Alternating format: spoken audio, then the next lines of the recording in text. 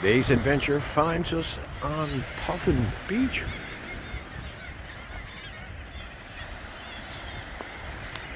Puffins and gulls, and they are feeding hard on the capelin.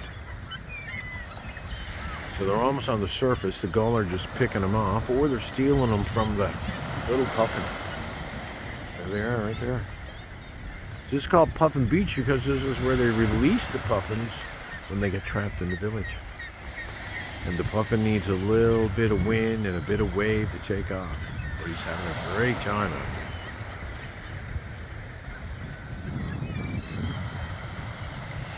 And it's a gray, foggy day. The puffins are always a bit of fun.